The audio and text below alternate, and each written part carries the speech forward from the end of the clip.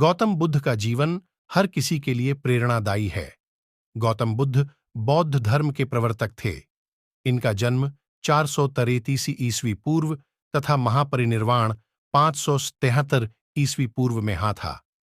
बचपन में उनको राजकुमार सिद्धार्थ के नाम से जाना जाता था। बौद्ध ग्रंथों के अनुसार गौतम बुद्ध के जन्म से 12 वर्ष पूर्व ही एक आर्षि ने भविष्यवाणी की थी कि यह बच्चा या तो एक सार्वभौमिक सम्राट या महान आर्षि बनेगा। 35 वर्ष की आयु में उन्हें ज्ञान की प्राप्ति हुई थी। वह संसार का मोह त्याग कर तपस्वी बन गए थे और परम ज्ञान की खोज में चले गए थे। आइए आज हम आपको सिद्धार्थ के महात्मा बुद्ध बनने तक के सफर के बारे में बताते हैं। जन्मकाल बुद्ध का गोत्र गौतम था।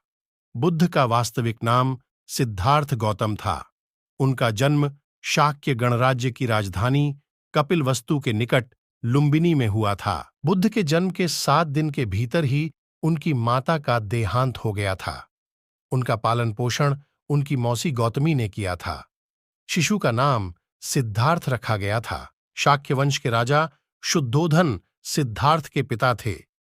सिद्धार्थ के जन्म से पूर्व हुई भविष्यवाणी से परेशान होकर उनके पिता ने उन्हें तपस्वी बनने से रोकने के लिए राजमहल की परिधि में रखा। गौतम राजसी विलासिता में पले बढ़े।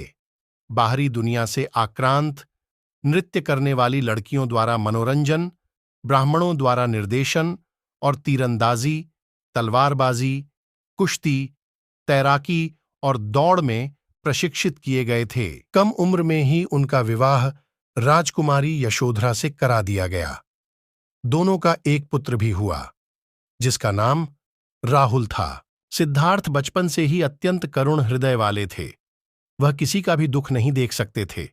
इतने प्रयासों के बाद भी 21 वर्ष की आयु में उनकी अपने राज्य कपिलवस्तु की गलियों में उनकी दृष्टि 4 दृश्यों पर पड़ी। ये दृश्य थे: एक वृद्ध विकलांग व्यक्ति, एक रोगी, एक पार्थिव शरीर और एक साधु।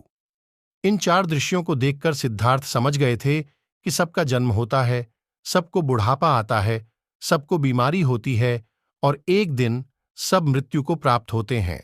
इससे व्यथित होकर उन्होंने अपना धनवान जीवन, अपनी पत्नी, पुत्र एवं राजपाट का त्याग करते हुए साधु का जीवन अपना लिया और जन्म, बुढ़ापा, दर्द, बीमारी और मृत्यु से जुड़े सवालों की खोज में निकल गए। ज्ञान की प्राप्ति सिद्धार्थ ने अपने प्रश्नों के उत्तर ढूंढने शुरू किए। समुचित ध्यान लगा पाने के बाद भी उन्हें इन प्रश्नों के उत्तर नहीं मिले। फिर उन्होंने तपस्या भी की, लेकिन अपने प्रश्नों के उत्तर नहीं मिले। इसके बाद कुछ और साथियों के साथ अधिक कठोर तपस्या प्रारंभ की। ऐसे करते हुए 6 वर्ष व्यतीत हो गए। भूख से व्याकुल, मृत्यु के निकट पहुंचकर बिना प्रश्नों के उत्तर पाए वह कुछ और करने के बारे में विचार करने लगे थे। एक गांव में भोजन की तलाश में निकल गए। फिर वहां थोड़ा सा भोजन ग्रहण किया। इसके बाद वह कठोर तपस्या छोड़कर एक पीपल के पेड़, जो अब बोधि वृक्ष के नाम से जाना जाता है, के नीचे प्रतिज्ञा करके बैठ गए कि वह सत्य जाने बिना उठेंगे नहीं। वह सारी रात बैठे रहे और माना जाता है यही वह क्षण था जब सुबह के समय उन्हें पूर्ण ज्ञान की प्राप्ति हुई थी। उनकी अविजया नष्ट हो गई और उन्हें निर्वण यानी बोधि प्राप्त हुई और वे 35 वर्ष की आयु में बुद्ध बन गए।